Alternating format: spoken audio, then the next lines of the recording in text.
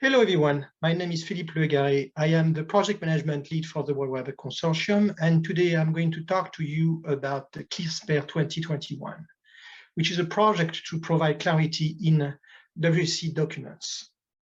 So slide 2. So the goal of the project is to help our community to differentiate among the different types of documents produced by WWDC groups, whether those are working groups, community groups, business groups, interest groups. They are all producing different types of documents: CG reports, working group notes, W3C candidate recommendation, WCC recommendation. So we even have tag findings produced by the tag. So all of those documents that are produced are difficult to understand out there about what they mean. We certainly need to establish WCC recommendation as the sole web standards produced by W3C. Those are the only ones that have been fully vetted by our process, by what we agreed on would be a W3C recommendation. But nevertheless, we need to document and inform about the level of adoption, all of those kind of documents, including our standards, and so that people can make informed decisions. So what's the problem? Slide 3. People have no idea when they look at a document what it is. They see a W3C logo on it, so they figure out, well, it must be endorsed with W3C if there is a logo on it. But the fact is, it's not always the case. One of the main confusion out there is between the work done in our community groups and the work done in our working groups. Community groups are there to allow the community to incubate ideas and proposals, and some of those proposals may or may not become standards. During a breakout session at the last TPAC, one of the browser engine managers said even developer folks from browser engines are sometimes confused about this. And that tells you that even when you're in the known, you may still be confused about those various types of documents.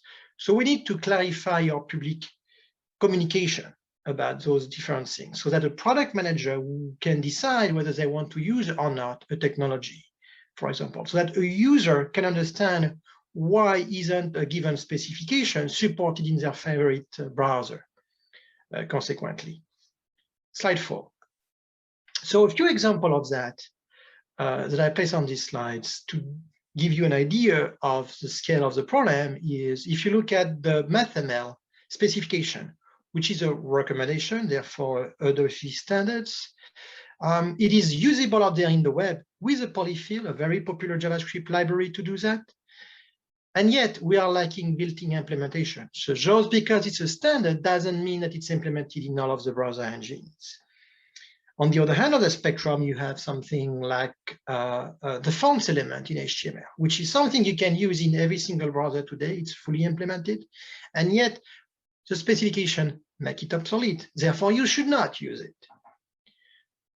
Another example is the WebAssembly specification. It is actually a joint work between the community group and the working group. There is a dedicated process inside the community groups to incubate ideas and bring them all the way to recommendation in coordination with the working group. Therefore, to differentiate the work of the community group and the working group becomes a more complex picture. The WebUSB specification is a proposal being circulated out there, and some of the browser engines oppose this idea and do not want to implement this specification out there.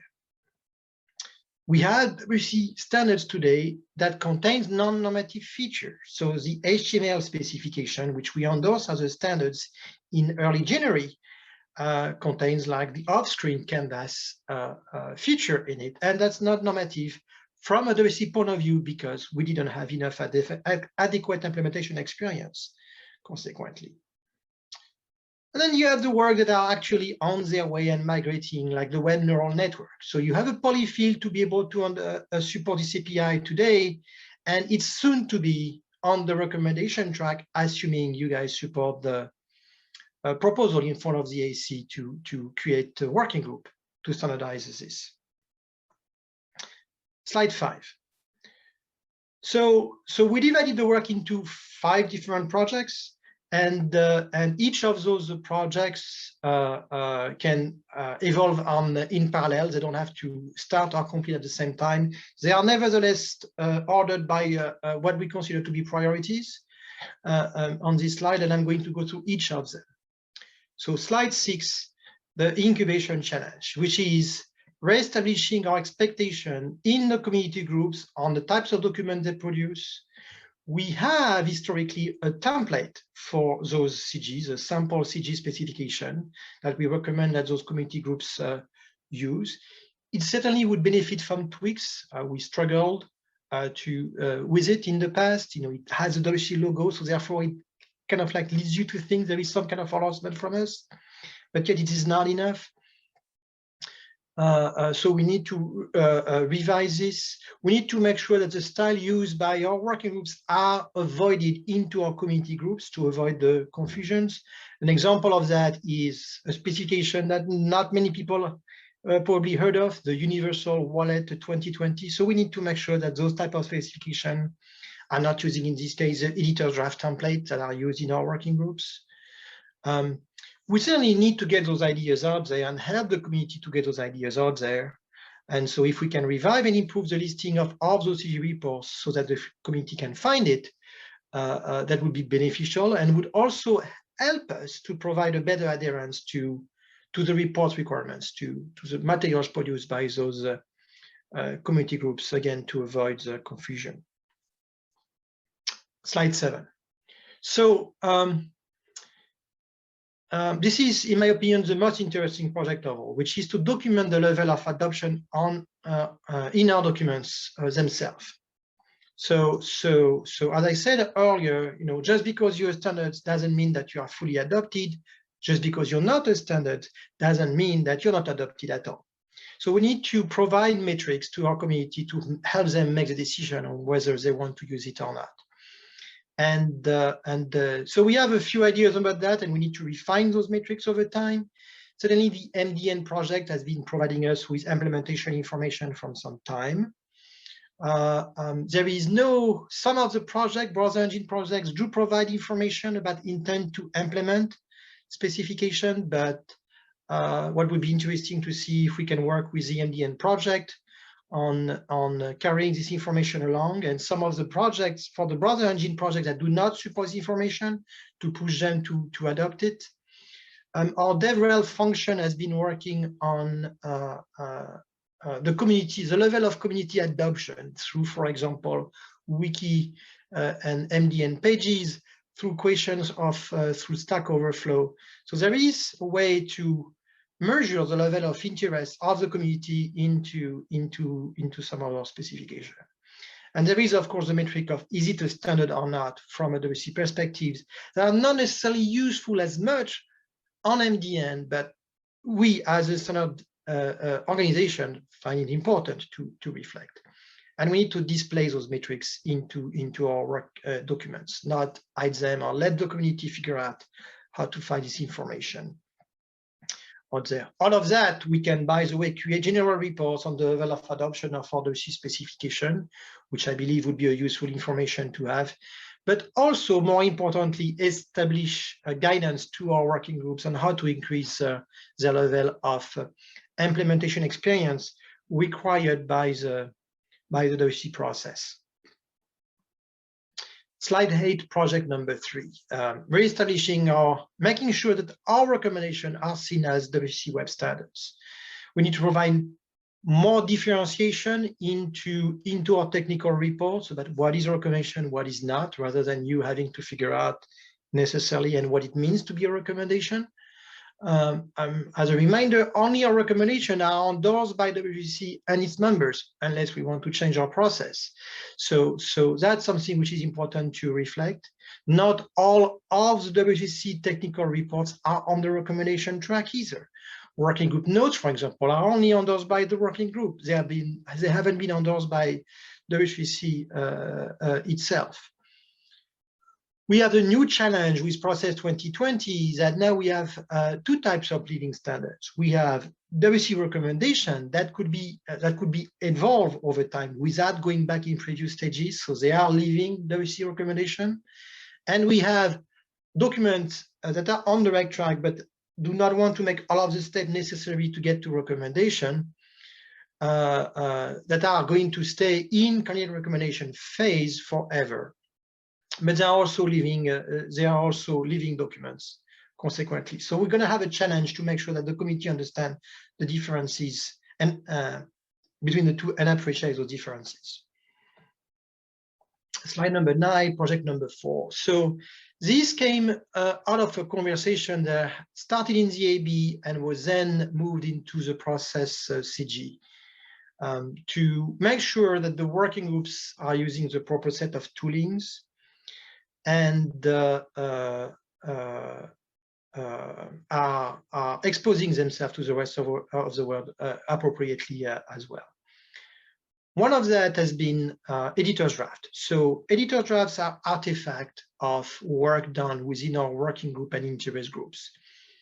And they're not covered by the patent policy, but yet they are getting mentioned right and left on the web because very often it will be more up to date than the document in /TR. So we need to increase our efforts to bridge the gap between those documents and documents published by the groups. We need to push the groups to do that. So, for example, I would claim that wide review requests should only be done against a document that has been published on the WC website from a working group point of view. Otherwise, we're not carrying the message enough out there. There may be some exception, like a working group requesting an early request and it hasn't reached yet first public working draft, but those should be only the exception, not the norm. Nevertheless, if there is editor's draft, those should be published and promoted at the WC control URL. We want to have a long-term policy of being able to guarantee the links that we are exposing to the outside, and publishing things on the websites that are not controlled by WC is to a certain problematic. So the URLs that we're giving you, we should be able to guarantee the long-standing of those URLs over time. Consequently, so that's still a pending discussion in the process CG. But certainly we need to help identify the delays between the editor's draft and the technical reports publishing and help the groups close those gaps over time. Slide 10. So the last project is to a certain extent at a higher level. It's about the nomenclature and naming. We use those names: working draft, CG report, WC recommendation. We are used to those names, but we cannot expect the public to understand what those things are. So we need to provide a simpler user-facing documentation about the different WC status that we are dealing with. It needs to be very simple so that they do not have to retain, we have actually 15 different types of status in WC.